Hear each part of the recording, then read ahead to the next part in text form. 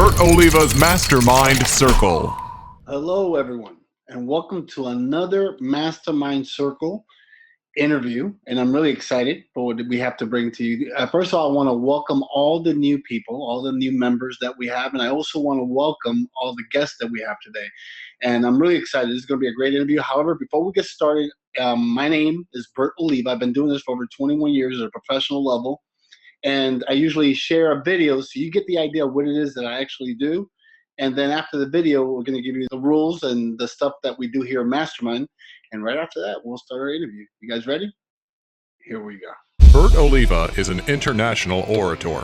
He speaks around the world about his experiences and teaches humanology, the scientific study of human potential. He has enchanted audiences all over the world, showing them the power of mind over matter. He's one of the most talented speakers out here, and I highly recommend him to any type of The more prepared you are, the luckier you'll be. He is the world-renowned authority on leadership and human behavior. Mr. Bert Oliva. Bert Oliva! He's considered the voice of inspiration and motivation. Today, he'll pass his knowledge on to all of us. For over 2 decades, Bert Oliva has touched the lives of hundreds of thousands of people. Bert has a dedicated social media following and an impressive online influence few possess, enabling him to communicate with audiences he has touched near and far. I think he's one of the greatest motivators out there. The thing I love about Bert is he's on stage and he gives his heart every single time. He has developed many programs, recorded audio CDs, and written books, all of which to help those ranging from individuals to corporate and Fortune 500 companies.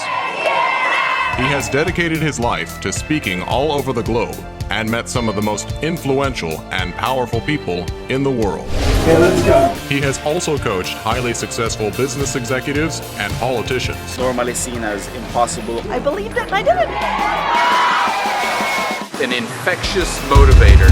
So get ready to learn tools that will help you tap into your potential. Pay attention, this is real stuff. Get ready to have an experience you won't soon forget.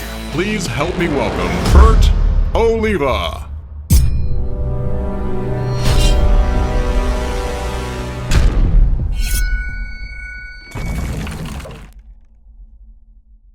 So now that we're ready, before I bring Victor up, I want to talk a little bit about him. I mean, not only is he an inspiration, he's also a great friend of mine. But let me go ahead and put up his bio so you have a better idea of who he is. A poor upbringing from one of the roughest areas of Chicago didn't stop Victor Antonio from earning a BS in electrical engineering, an MBA, and building a 20-year career as a top sales executive. He was president of global sales and marketing for a $420 million company and later became CEO of a multi-million-dollar high-tech company. He has conducted business in Europe, Asia, Saudi Arabia, Australia, Latin America, the Middle East, the UAE, and South Africa. Victor Antonio is also the host of Spike's new television show, Life or Debt, where he teaches families struggling financially how to run their families like a business. So let's welcome Victor Antonio. What's happening, bro? Right. Bam, So- that's my high five, brother. That's my high five. Bam. All right. So, what I want to do is, I do want to talk about your show. Sure. However, one of the things that I'm known for in these interviews is really to find out everything. I know we only have less than an hour. However, we might have to bring you back. But besides that, I want to really let them know that, because we have as far as people that want to speak in the room, we have people that are trying to open up their business, people are trying to get their finances together. So, I mean, you bring a lot of that to the room. However, let's start from the beginning. Little Vic, where did he start? Little Vic, family's originally from Puerto Rico. So my family moved to Chicago in the late 50s. So I think my mother had like a 3rd grade education. My father had like a 5th grade education, spoke no English. They had what I call like black collar jobs. By that, I mean that the jobs were so dirty when they worked in these factories that I remember my father would always come home and blow his nose. I don't know why I visually remember this, but it was just black stuff that would come out. And so we struggled financially because my mother became disabled in one of the factories. So, I joke about it. We were poor, but it's true. The food stamps, the government cheese, the powdered milk. We were actually in the inner city of Chicago. So if you know where the Humboldt Park area, Cabrini Green projects, like right in the middle is where we lived. And so we struggled, man. So I was the youngest of 7. And it was hard. And so mom was always about, get the education, get the good job, let's get out of the hood type of thing. So no silver spoon, man. So it's been a grind. So being that you were brought up in like the hood, that's what we call it. Yep. I mean, what inspired you? What is it that you wanted to do to get out of the hood? I mean, what motivated you? It's a good question. I get that question a lot. Every time I get the question, people are looking for that magical answer, right? Like I'm going to say something that's going to really inspire them. But I think it was fear. The fear of being poor and broke. You know, there's something about living in the neighborhood. Well, here, I'll give you the story behind the story, because I know that's what you want, Bert, right? I want. I know it's what you want. And so my brother, I remember he dropped out of high school and he had to go work with my father at this factory. Now I went to the factory one time, so I still have the visual of that factory. It was dirty. It was really dirty. And so I was in high school, and I was always the guy that brought home the good grades because I didn't want to get spanked by my mother, like John Clinton. What happened, right? So it was like, that was motivation, right? And so I remember I wasn't going to go to college. You know, I was just going to get a job, right? Make some money. We needed some money. And so my mother's like, okay, if you decide not to go to college, you're going to have to go work at the factory with your father. And I'm like, oh, hell no. You know what I mean? Oh, hell no. And so that's why I decided to go to college. And so that was the motivation. It was the fear of going to work in the factory. I said, I don't want to do that. My mom says, that's it. So either go to college or go to work in the factory. And so, you know, I decided to go to college. Why did I decide on an electrical engineering degree? Very simple. It's not hard to decode me. They made money, and you were guaranteed almost a job when you graduated. And so we needed money. I tell people I was money motivated, because when you're living paycheck to paycheck, which is why, you know, I can understand families who are in that situation. You want to get ahead a little bit. And so that's how I got the engineering degree. And the engineering degree was probably the toughest thing, Bert, that I've ever gone through. I mean, literally, it was like 5.5 years going through the program. Just to give you an idea how bad off I was, I graduated from high school third in my class. I don't know if I ever told you that. I don't think I ever told you that. And so I graduated third in my class. So I think I'm a badass, right? Like, you know, big head, a whole bit, right? I get to college, and remember, I went to inner city Chicago. A lot of people say they're from Chicago, then they say they're from a suburb of Chicago. I was like from Chicago, like inner city Chicago. So public school system. And so when I go to college, within the first week or two, I realized I can't compete. Even though I graduated third in my class, my knowledge level was here. Everybody else who went to like these private school, Catholic schools, was up here. So I had to drop all my classes, literally, totally discouraged, drop all my classes and basically take what I call remedial college courses just to catch up. And so that was a hit to the ego, if you know what I mean. And then that's why it took me 5.5 years to graduate. The average person does it in 4, maybe a little less. It took me 5.5 years. I'm proud of the 5.5 years because I could have given up at any time. Now, the interesting thing about that is that when I went back and took all the remedial courses, people who were ahead of me, who went to the private schools, actually started dropping out. And I think a part of it was that when I had to go back to the basics, I learned new study habits, right? Like grind. I mean, I was like on that book all the time, right? You know, I learned, you know, calculus, thermodynamics, all these, you know, physics, electromagnetism, all this stuff. And I was grinding it out. So when the courses got tougher as you move through the curriculum, I already had the right habits, right? Because we always talk about habits, right? You got to have the right habits. The people who came from these great schools, the first year, they just shot right through it, right? Because they knew the stuff. But then the second year, when the heavier material came in, they couldn't cope. And they started dropping off like flies, you know. So I'm just happy that I graduated, and I graduated with I always joke with a 2.63 grade point average. I promote 2.63. So people look at that and go, I don't know about that, Vic. It's like, I'm saying that's good. Some people see it as a C+. I'm a positive brother. I see it as a B-. You know what I mean? It's a different perspective. And so that when I got out of the hood, Bert, and this is I think one of those turning moments in my life. When I started going to college, we came from a predominantly Black and Hispanic, Puerto Rican really neighborhood, right? And you didn't see a lot of whites, Caucasians, right? Now I'm thrown into college scenario, and all of a sudden I'm in this macro world, global world, where you got Asians, you know, you got Latin Americans, because not all Latin Americans are created equal. You know that as well as I do. And then you got people from Saudi Arabia, you got the Middle East, you got all this stuff, and you got a lot of white Caucasian people. So now I was like the only Puerto Rican in my, you know, freshman class. It was an engineering school, so, you know, it's pretty small.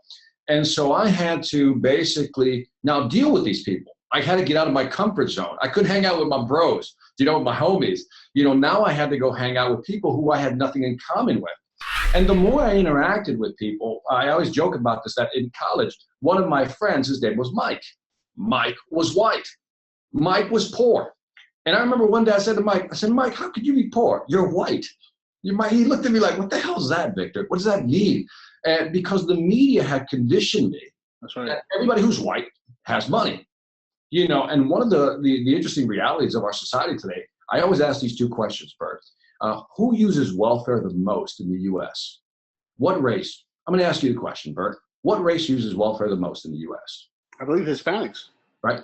Perfect. Okay, hold that thought. I said, who is the poorest population, not in terms of percentage, in terms of number? Who is the poorest population in the United States? Give it to me. Black Americans? Okay. In both, you're wrong. Here's what's fascinating about this statistic. The people who use welfare the most are actually whites.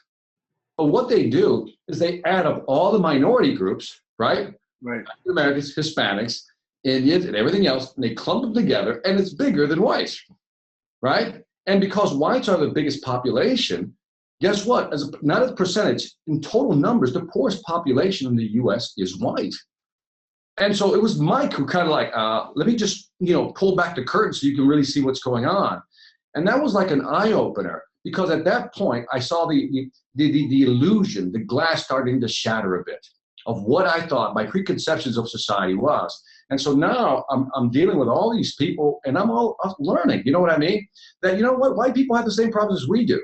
And we're all in the same boat, right? And you talk to different people from different countries, you're like, we're all the same. That was the beginning of what I call the anthropological term, culture shift. It was at that moment that I started changing my way of thinking.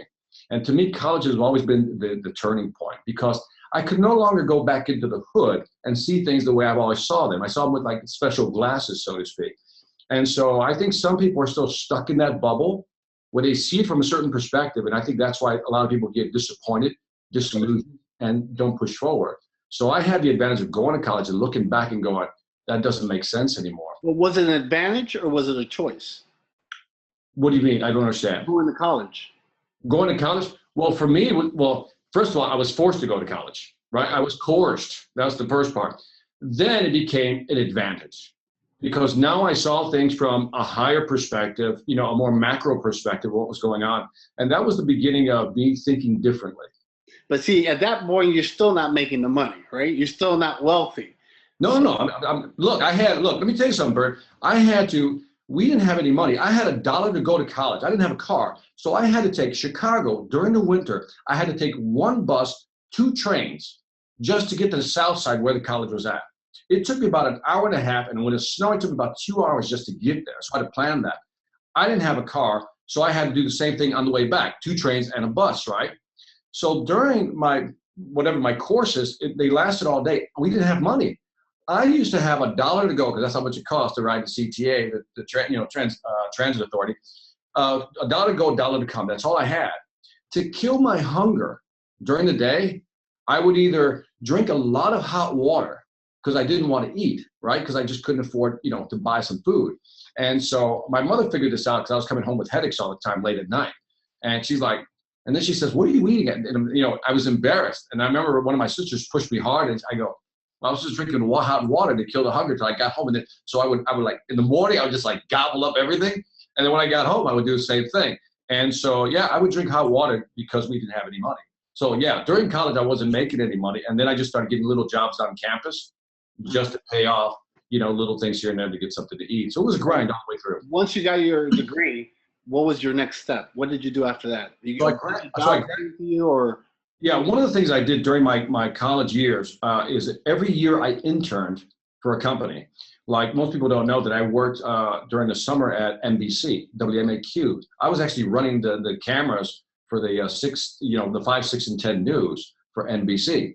That was my internship. I worked for Bethlehem Steel. So I was like an associate product manager. So I worked out in Burns Harbor, Indiana. I worked in a steel mill. And then I got a gig with Honeywell. I worked in their undersea systems division. If you saw the movie The Hunt for Red October, that torpedo they shot, I worked on that. It was the Mach 46 and the Mach 50 torpedo system, and I was writing software. And so when I graduated, Honeywell offered me a job. So I had a nice resume. Honeywell offered me a job, and it was really nice because, I mean, the first time I got my first summer job, I was so happy, Bert. My first summer job that I got at NBC, I was making more money than my father. Wow. You know, that was like, you know, I remember they called me and I was like half asleep, and they said something like 17, right? And I said, okay. And I remember I hung up the phone and I woke back up kind of like, did I just have that conversation? Was that a dream? And sure enough, they were paying me $17 an hour. And I think my father was making like, I don't know, like 8 or 9 or something like that. And he'd worked at that factory for like, I don't know, 10 years already, more than that. And so when I graduated, my first salary was $28,500 a year. I was banking, right? I was happy. So we had a little bit of money coming in. And then after that, what did you do? I mean, you were comfortable there? You settled for that? Or what started happening? Became an engineer. So I became an engineer, right? Now, remember, I told you I did this for all the wrong reasons, right? I did it for the money. Right. And so within 4 or 5 years, hell, within the first 3 years, I realized I didn't want to be an engineer. I hated it. You know, I don't want to do this, sit in front of computer programming, systems. I didn't want to do it. And so it was at that time, I always talk about the quiet discontent kicked in. And that's something that says, I'm not on purpose. I don't want to do this, So I started kind of moving around within the company. And I started moving around. I became a supervisor of the test floor. I then moved into the customer service area, supervised the people there. And then I decided to leave Honeywell, joined a wireless company where I was still an application engineer, but it was cooler stuff. And then one day, this was around, I can peg the year, it was 1989. And I think it was, that's right, because my wife, we had a baby, right? We had a baby, a little Vic, right? Vic 3, third revision till God gets it right. And so Vic 3 comes out. And my wife she graduated with a BS in biology, very smart lady, graduated with honors. But she said after a year or two of working that she didn't want somebody else raising our kids. And around that time, they were looking for a technical person who could speak Spanish and wanted to go into sales. And that was the beginning of going into sales. So then I said, well, let me try sales, right? And I started traveling all over Latin America. And man, I realized I'm pretty damn good at selling. And so I started selling them. And from there, I started out as a regional sales manager and then and it's like I found my thing, right? And that was selling. And so that's where my career just took off. And when your career took off, I mean, you were comfortable. So why did you shift your career from one extreme to the other? Why even getting into seminars and stuff like that? Okay, so what happened was I'm happy in corporate America, right? So you really want the full story, don't you? You really want. So what happened? So I go into sales. I'm a regional sales manager, and I'll try to make the story short. Then I became like director of sales, right? And I'm moving around different companies. Then I became VP of sales for all of Latin America, right? And from there, I became president of sales and marketing globally for a $420 million technology company, a telecommunication company. And then later on, I became CEO for a high-tech company. But what was interesting, May 9th, 2001, 3:48 p.m. Let me say that again. May 9th, 2001, 3:48 p.m. is when I just called up. I remember that's when I was still president of sales and marketing for the $420 million company. I called the CEO up and I said, I quit. Yeah. And what was the reason for quitting though? Just because that's it, you were done? I was done. What happened was, again, the second phase of the quiet discontent kicks in. He says, all right, we've done this. I've scaled the mountain. This is great. I don't want to do this anymore. And there's other things I want to do. I wanted to write books. That was the big thing, right? Because I had it in my head, I'll quit. We all have that vision, right? I quit. I write a book. It becomes a bestseller. I'm a millionaire, right? Doesn't work that way, Bert. Doesn't work that way. And so I quit. I literally quit. And my first, this is for those of you who are viewing this, if you go online, you've seen my movie, The Motivator, the documentary. It's free on YouTube. And so that tells the story also. This one? Dude, you're awesome. You're awesome. That's awesome. Hey, if Oprah does this, I can do this too. I got little secrets. Bam, high five you again, brother. So that really tells the whole story, by the way. And so great movie, by the way. I love that movie. Thank you. And so what happened was, I quit, and I think I tell this in the documentary where, it's like euphoria, right? Screw you, corporations. I'm out of here, right? And then the next day is like, the fear kicks in, like, what am I going to do now? And so I knew I wanted to be a speaker, and the speaker part came in. Let me rewind the tape back 5 more years before that. I was living in Minnesota, and so maybe it's like 7 years, something like that. I went to one of these peak performance seminars that we're familiar with, right? Where they bring in all these speakers. And I remember I saw Zig Ziglar. And for the first time, I was like, oh my God. I mean, look at that. It was just like, it wasn't magical or anything. I'm like, dude, look at this guy move. Look, I mean, it was like, and I remember that just stayed with me. And then I joined Toastmasters to learn how to give presentations. But the Zig Ziglar thing was always there in my head. Remember, back then, it wasn't as sexy as it is today. Back then, it was like a major shift. Yeah, it's a grind. It was a grind back then. And so, yeah, it didn't have the cachet that it has today, right? And so what happened was I joined Toastmasters, and I started doing exceptionally well. I was competing. In fact, I almost made it to the international level. And I say almost because I didn't go to the last competition, the next level, like a district or something, regions, because I had to travel to Latin America for my job. So I was like, you know, to this day, I regret that to some extent. You know, I think I could have made it to the top. But when I started speaking at Toastmasters and I started winning competitions easily, at that point, I found I said, God, I have a gift for this, for speaking. But, that's just a gift. Right. So it wasn't until I saw Zig Ziglar first, that keyed it, then started speaking. I'm good at this. What can I do both of these? And then it sat there, Bert. You know what I mean? Like something humming in your head. It just sits there, back there. And then that's when May 9th, 2001, I said, what I don't talk about is this. I had my midlife crisis at 36. And, I think I left at 37. So why did I have a midlife crisis at 36? It was very simple. The first 18 years of our lives, you have your best friends, you meet your first girl, you go to high school, and you graduate from high school, right? That's kind of a marker in your life, right? Graduate from high school. I had lived another 18 years. And I reflected on that. I said, man, I lived another 18 years, and it wasn't as good as the first 18. That's right. And that's when it began, the discontent. And about a year and a half later is when I just said, we talked to my wife about it. I brought her along. I'm not digging the job. I thought it was going to be something else. It wasn't what I wanted. I'm tired of redoing this all over, regrinding everything. And so, I made the call and I quit. And it was one of the hardest decisions. I was making like big bank, and then I decided to be a speaker thinking it was going to be what? Like that, right? Wrote the first book, sent it into a bunch of publishers. So I was the guy that bought the mailing list, right? Sent my book off to publishers.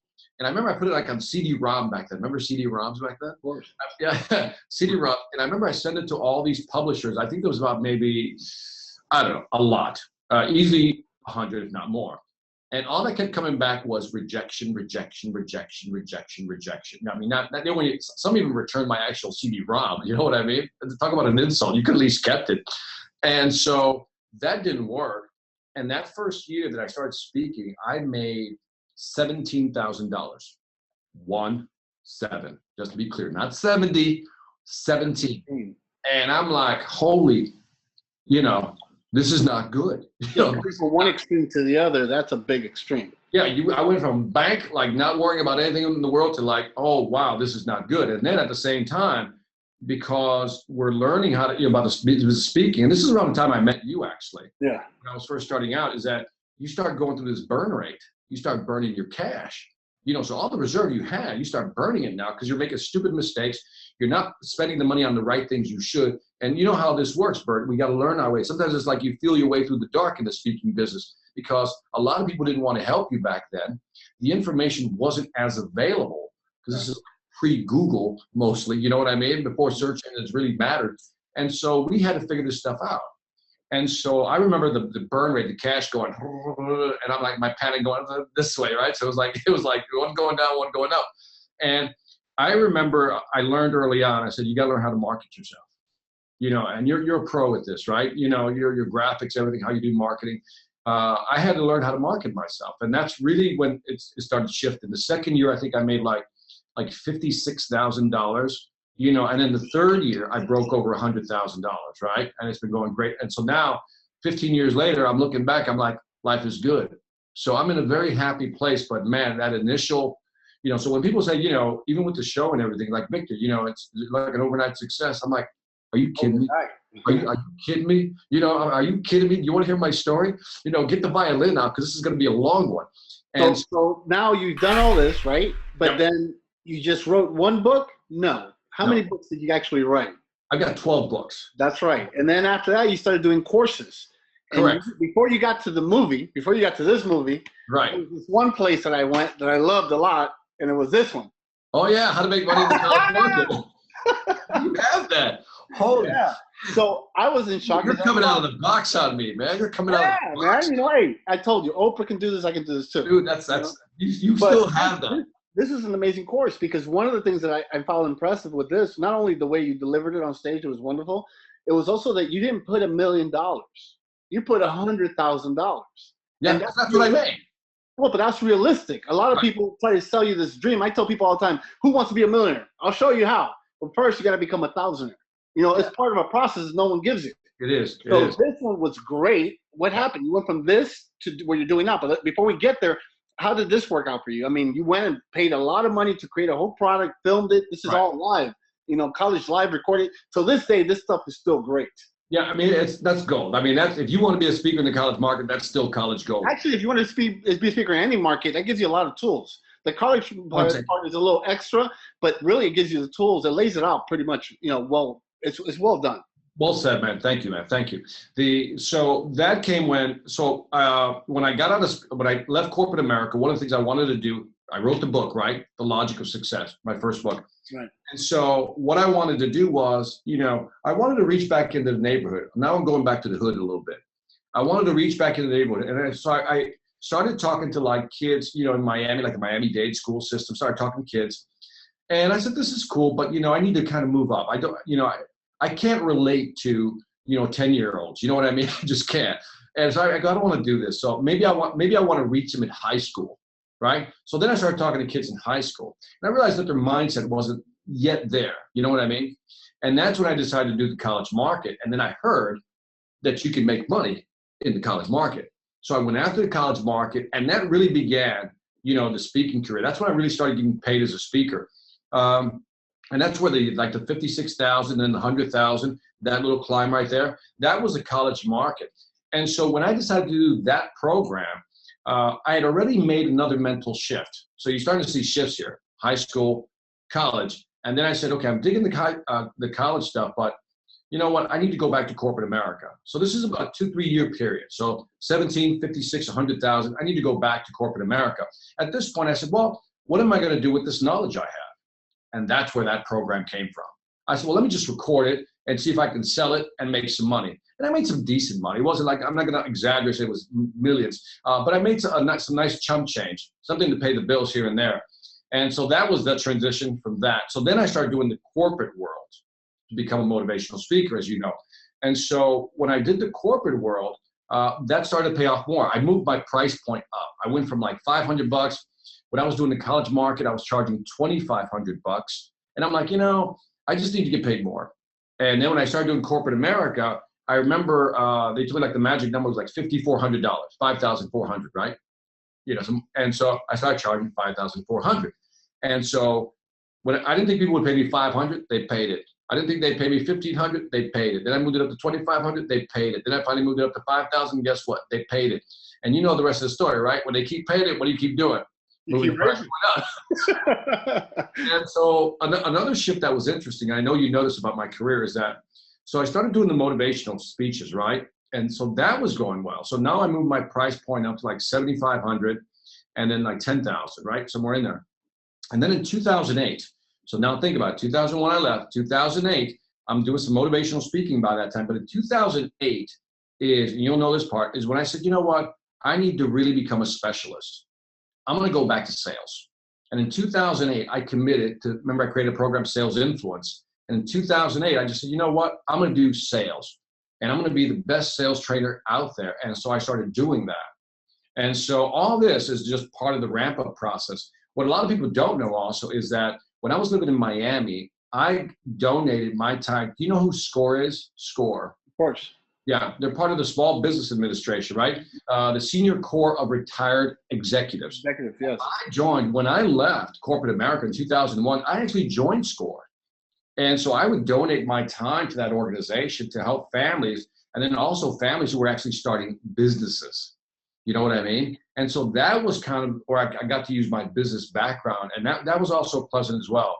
But I realized that I just like business, but all businesses run on sales. You got to generate revenue. You got to jack up your income.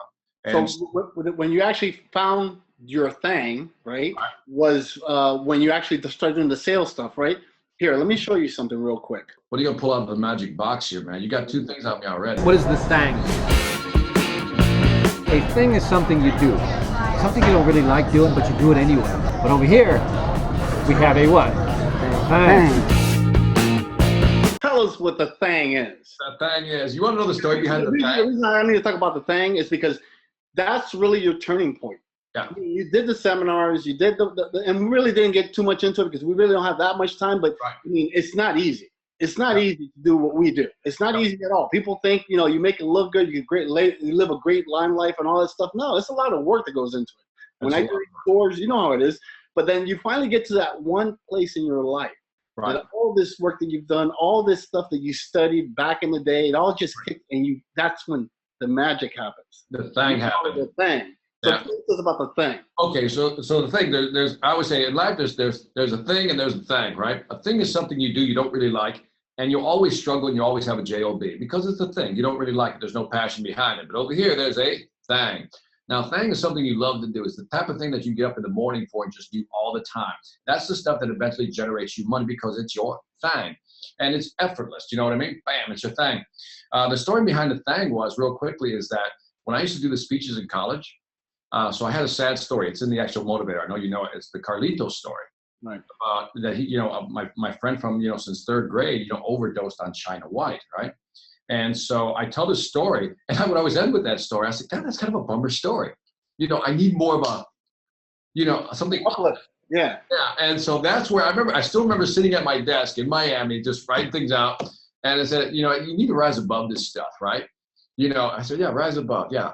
Yeah. The only way to rise above is doing what you love, you know, remember that? You know, and you got to make that dough. Yeah. So, you know, and that's why let's do this pledge allegiance thing. So I pledge allegiance to my thing. I will rise above doing what I love. I will make that dough doing what I know. And those who laugh can kiss my ass. Do your thing. That was a do your thing pledge. And I did that one time, and then the place just like erupted. And that was, you know, there's a video on your website that actually shows you doing it. And, you know, when they go to your website, they'll be able to see that you actually get a whole audience to really do their thing. That's right. It's a powerful little thing. But it's also a great tool. But on top of that, it's really, again, where you finally did your shit. That was it. Then you were writing. So, you know, I got a couple of questions for you. Like, you know, what's the hardest part of your speaking career that you've gone through? The hardest part, it's the beginning. It's trying to get people to actually give you an opportunity to speak. You know, and nobody wants to pay you because they're like, who are you? You know, at that time, you know, having a website was more of a luxury.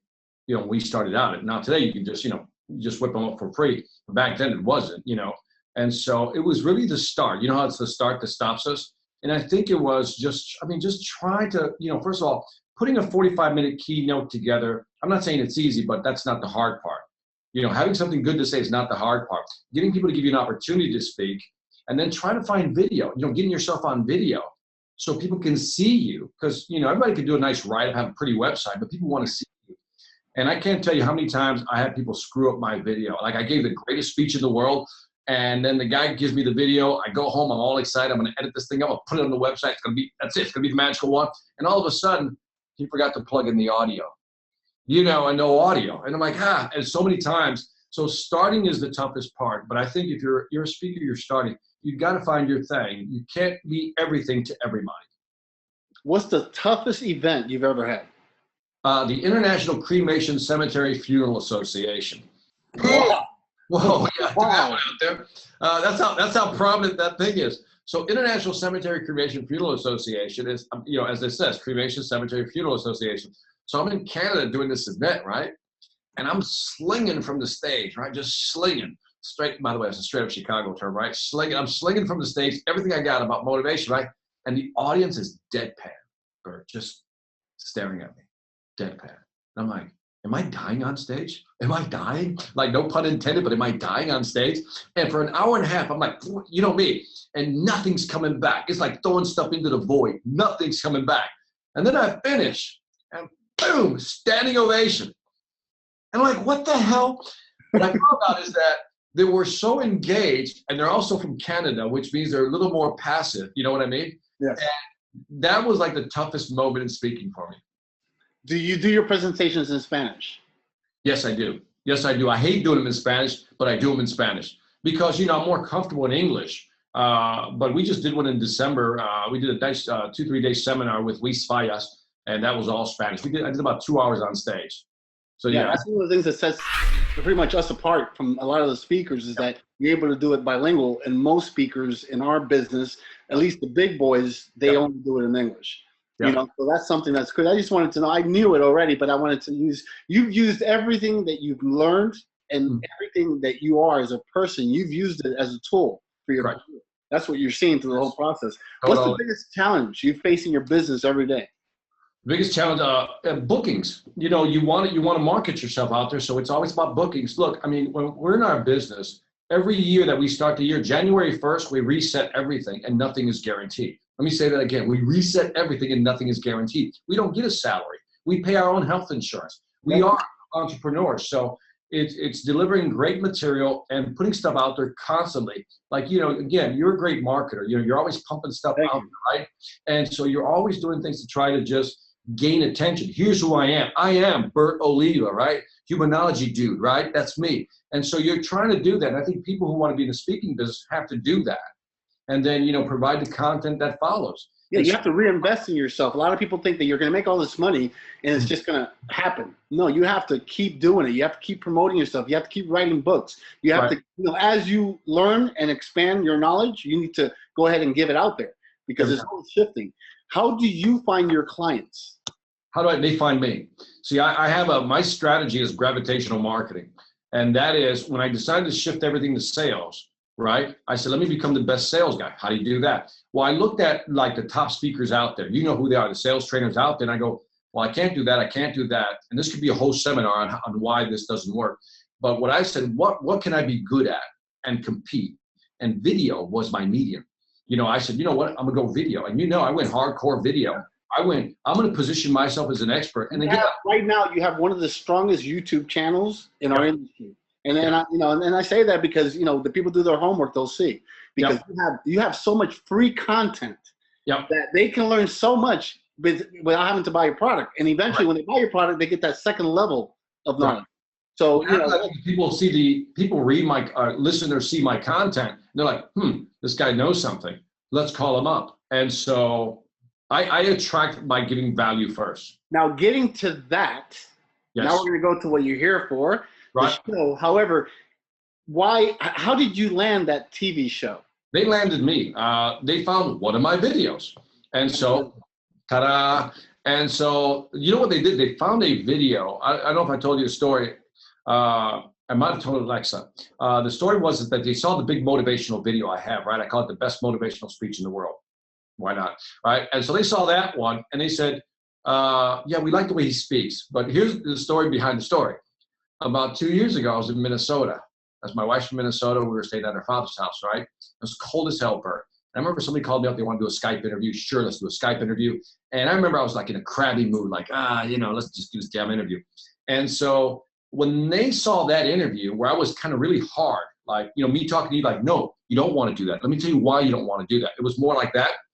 They're like, hey, we like this guy. He's a little in your face. And that's what they were looking for the show. So the Skype video, the Skype interview, this dumb Skype. Not the high-end production stuff that you've been doing. It was just a video, but it was the video. The way they found it was through video. Through video. So all the hours you put out there actually, you know, came up. So this show, tell us more about this show. Tell us what you're doing. I've seen a couple of in fact, you had me go buy cable in order for me to be able to see you. You could have got it on Amazon, by the way. You could have downloaded it on Amazon. Well, so, you know, I wanted to see it every Sunday. So yeah, that's true. You have to wait an extra day. So Life for Debt. So they approached me and said, "Here's the concept." And the concept has evolved a little bit, but now it's pretty much it is stable. And that is I spend a whole week with the family. Right? I got their financials. I'm in their grill. I mean, I go in there. I look in your closets. I count the number of plasma TVs. I go into your lifestyle. I get into your space that you don't want me to get into, and I'm just like, I'm not this guy. Hey, you should change. I'm like, why haven't you changed? Tell me why. That guy. And so, because you got to shake them up to wake them up, right? And so we spend 5 days with them. The process is we assess where you at financially. Then we put them to the test to see how they work together as a couple. And then last but not least, I restructured the family to run like a business before I leave. So if they need a foreclosure lawyer, I give it to them. If they need a certified financial planner, I give it to them. Whatever tools, resources they need, I give it to them. Software, everything. And then I give them the blueprint. I said, here's what I need you to do. 5 things for the next 90 days with all these resources, and I'll be back in 90 days to see how you're doing. And when I leave, they hate me. I mean, they hate me. It's like the devil is showing up to their door when I first get there, and they just can't wait to see me go. But then when I come back, for those families who turn it around, they love me. They needed that, that hard love, that tough love. But it's tough love coming from here because, I'm a parent, you're a parent. These families have kids, no health insurance, nothing in savings, no emergency fund, nothing, Bert. $30, $50, $300,000 in debt. They're struggling, have no plan. So when I show up, it's because they really need help, and they don't need me to be their friend. They need me to be tough. And remember, you talked about being in sales. How did you prepare yourself to become a financial expert for the show? The business side was always there. When most people, we didn't mention is I have an MBA. That helps, right? So I know numbers. You're a CEO of a company. You run your own, profit and loss centers. I know numbers. So I treat this like a business. What's coming in? What's going out? Where can I cut costs? Where can I increase revenue? How do I streamline operations? This is just a business application that I'm putting right over the top of this thing. Some people want to call it personal finance. I'll call it business logic. And so I'm basically bringing everything to bear. On the sales piece, I got to sell these people on the idea that this is a good idea. So that's what I have to do. So I'm 1/3 psychologist, right? I'm 1/3 financial advisor. I'm 1/3 marriage counselor. Sprinkle a little motivation, mix it all up in this mulligan stew, and boom, that's what you get. And what is it that you want to accomplish with this show at the end? I mean, do you have any goals? Again, Bert, I mean, I'm not, I can sit here and go, well, Bert, one of the things I'd like to accomplish with the show, that's not me, right? What happened was when we did the show, people always ask me, even now they ask me, how did you like doing the show? And I said, it was hard, Bert. It's second to my engineering degree. It's the hardest thing I've ever done because when you get in people's lives, you have to become part of their lives to understand their lives. So now you're in it, you're marinating in it, and it's not pleasant.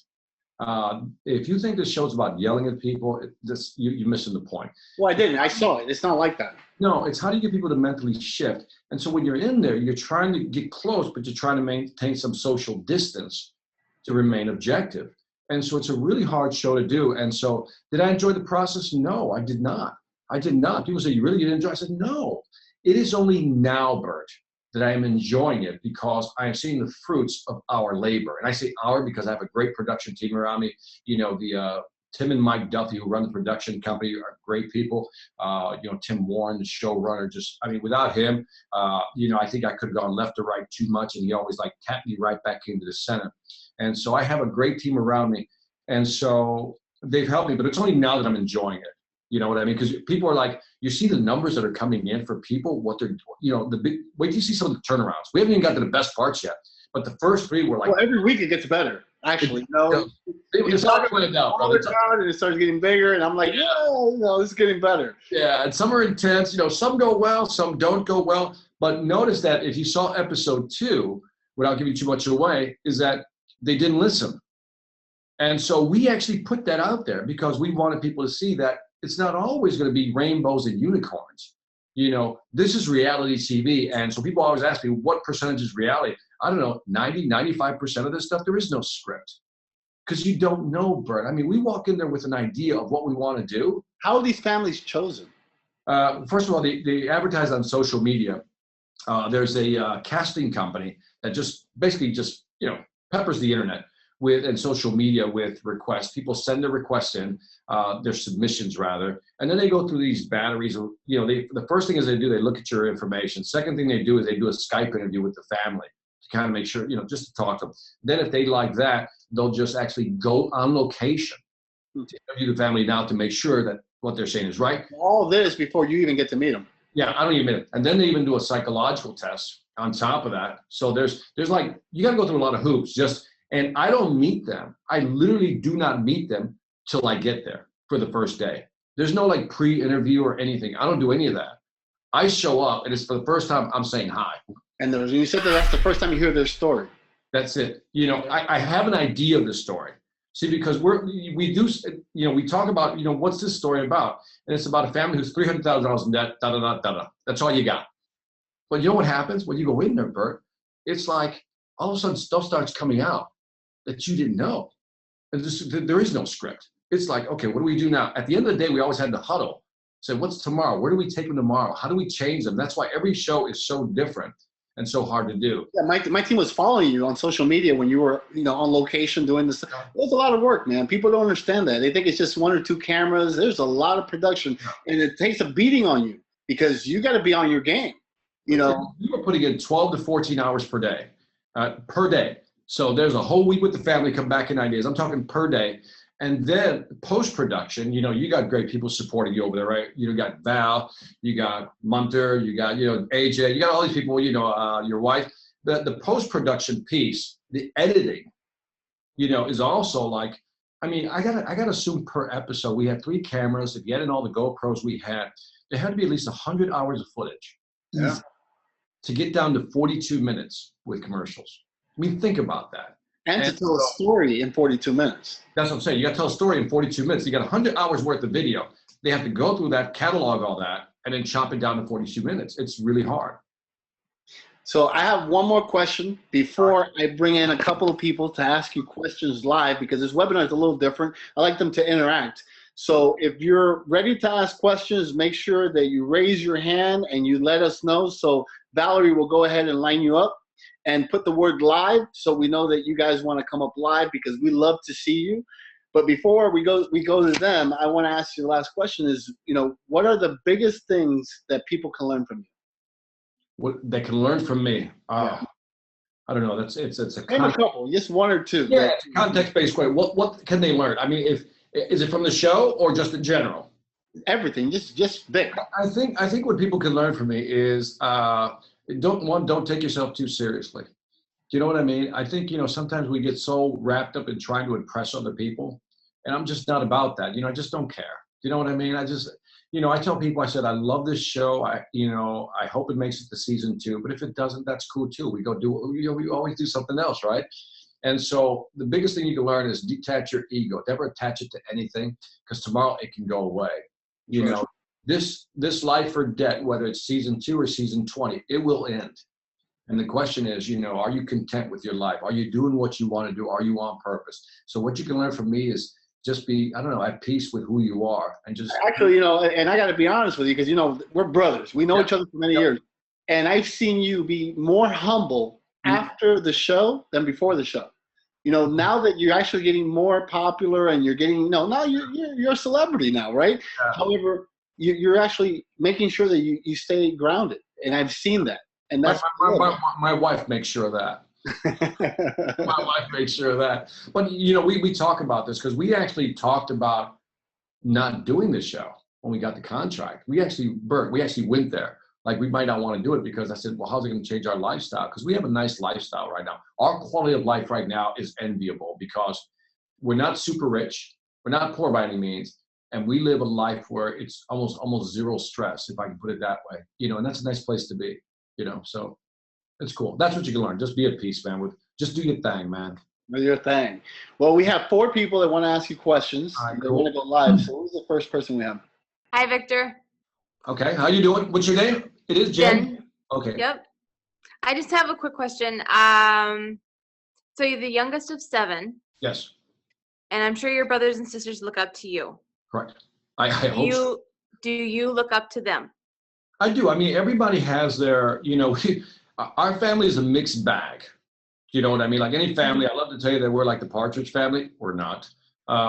You know, we all have our different issues. So when you say look up, do I admire them for different aspects? The answer is yes. You know, and one of the things I don't do when I go back home is I don't bring up this. You know, when we talk, you know what I mean? Yeah, it's just family time. Yeah, I don't want to talk. They want to talk about it. They love talking about it. I don't like talking about it. I just want to, you want to play dominoes, Puerto Rican dominoes. Boom, let's do that. Let's play some cards. Let's just be. I don't want, I'm always talking about this. I don't want to talk about this. So when I go back, I love the fact that they still treat me like, Victor. Right. The celebrity thing is like to that. So. Okay. Thank you. you. The only thing I admire them for is the fact that they just look past everything and just treat me the way they always treat me. Good.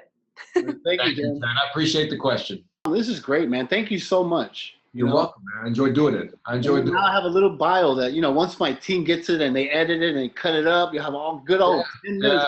It's scary, man. I can't believe you had the DVDs, though. That's from back. No, also the video clip when we went to Atlanta, we bumped into you. Yeah, that's right. Cool, man. We have Fritz. How you doing, Victor? Hey, Fritz. I'm doing my good. My question is, you said one time was behind the cameras, but just picture yourself being in front of the cameras. Did you ever thought that would happen? One day you have your own show that you have a great resume, but did you ever picture yourself being in front of the camera? Fritz, no. Honestly, no. I always thought it'd be cool. We always think of that, right? Oh, that'd be cool to do. But my wife has always said that, though. We're talking 25 years back. I've been with my wife now almost 30 years in July. And so early on, she says, you belong on TV. To which I said, not really. Not this face. I mean, this is not a Hollywood face. You know what I mean? So, no, Fritz. It's a reality show face. I guess so, yeah. But thanks, Prince. I appreciate the confidence, Prince. Thanks, Prince. Who do we have next? Hi, Victor. My name's Belinda. I'm actually from Minnesota. Yeah, Minnesota. Yeah, for sure. You betcha. I'm not a native, so I don't do the you betchas. But, they say you can't cheat the process. Right. Okay? So I want to know, with your amazingly impressive resume, what would you say to somebody who's going through the process? And by the process, you mean? Changing the career, switching over to speaking, switching over to motivating, switching over to inspiring, writing, kind of the mixed bag that you're talking about. Yeah. After 20 years of being in a different career. I think one of the mistakes I made, Belinda, correct? Mm-hmm. One of the mistakes I made, Belinda, early on, and I guess not a mistake, it's just a miscalculation, let's call it that, is that I was in the technology industry, right? Telecommunications industry. And when I jumped into motivational speaking, what I should have done is become a speaker within that sector. In other words, I should have became a speaker within that sector because I already had the contacts. You know what I mean? So when I jumped out of that technology sector and then wanted to come back 4 or 5 years later, the people had changed. And so that was one of the miscalculations I made. So if I were to do it all over again, and let's say again that depending on your career, and let's just say nursing, right? Or whatever, technology. And if I'm in that field, I said, how could I be a speaker in this field? Because I know a lot of people. If I spend 20 years in that industry, I'm almost sure I have a lot of contacts, right? So maybe I can develop a keynote or a workshop around what I think they need because I know the industry that well. So instead of saying, I want to go out and be a motivational speaker, I would now say, become a speaker within your industry, something you know and that people would value and pay for. And that is how that's how you make that small transition, right? Because now you're in sync, you're lined up. You're still working for a technology company, but you're also now a technology speaker. And then you create your website right over here that says you're a technology speaker. And then when people question you, what do you do? Well, I work for this company. That's why I can speak on this subject. And that's how I would create the, I guess, on-ramp or off-ramp, depending on your perspective, on moving to the next career. Okay, thank you so much. You're very welcome. All right, thank you. We have one more question. Hi, Vic. How you doing? This is Oliver from Canada. Hey, Oliver, how you doing? What you can say is your roughest point? There has to be a point in your career where you say it was really rough, And what did you do, and how did you get out of it? The thing is, I think sometimes we fall into this fallacy that there's a rough point. Oliver, there's not just one rough point. There's a sequence of rough points. And so this is where your fortitude comes in, your will, so to speak. Do you really want it? Do you know what I mean? Because I'm telling you, as soon as you solve one problem, down the road, another one just jumps up at you, you know? And then sometimes, you know, I've met speakers, and I've done this myself, where I'm speaking, and one of the things I didn't talk about in the second year, I take a consulting job on the side. In other words, I have to go back kind of to make money, right? Because my cash flow is going this way. So I go back to a job, come right back at it again. And so that's okay. Sometimes you're going to hit a lot of rough patches along the way. The people that survive in this business are the people who want it bad enough. And so don't just look for one rough point. Trust me, you cannot plan the amount of rough situations you're going to go through. There's no way. So the question you have to ask yourself, do you want it bad enough? And that will test you. And if you don't, you're done. You know what I mean? So just claw, scratch, move it out of the way, elbow your way in, and just don't give up, Oliver, okay? Don't give up. If you really want it bad enough, don't give up. Gotcha. Thanks. You're very welcome. Okay. So we are going to call it a night. I want to thank you. Let me go ahead and put your slide up really quick. I love it that you have it very simple. Just contact victorantonio.com. Everything is there. Everything is there. And also, basically, you're on YouTube, Facebook, Instagram, and Twitter. You can find me everywhere, just victorantonio.com. How's that? Let me close this real quick and just give us a brief commercial about, you know, the next, when does the show air, you know, what to look for. Okay, the show airs every Sunday on Spike at 10 p.m. Eastern Time. So episode 4 is about to come up, and if you don't have Spike cable, just go to Amazon, but you'll have to wait a day after. You see the video on Monday morning. So watch it. I think families that watch this, Bert, 2 reactions. One is that they'll see themselves in it. Like, you know, these are things I need to start doing. Or they're going to say, I know somebody who needs to watch this show. Because it's the real deal, man. It's the real deal. It's all about families struggling financially and how do you go in there and correct things. So I think they'll learn a lot. Well, Victor, thank you again. I mean, we've gone a little bit over the hour. That's why I had to cut down on some of the questions, but it was awesome. I found out some stuff I didn't know about you. So next time I interview you, I'm going to have more little tricks, you know, bringing out your books and stuff. See, I save your stuff, man. You do, man. I'm blown away by that, man. That was left field right there. Well done, Bert. Well done. Well done. Well, thank you, man. Thank you very much. Continue your success. I'm really happy for you. I'm happy that you've come this far. And, you know, like Zig Ziglar used to say, I will see you at the top. We're going to keep doing it. You know why? Because we're going to make it happen, brother. Because we got our thing. But anyways, for those members, guys, please do not, let's go and take some of the questions in Mastermind group on Facebook and connect there. And again, I want to thank everyone. Thank Victor. And my name is Bert Oliva. Keep living life and don't let life live you. And I'll see you next week. Register online and join us today for all new live interviews and weekly topics only at themastermindcircle.com.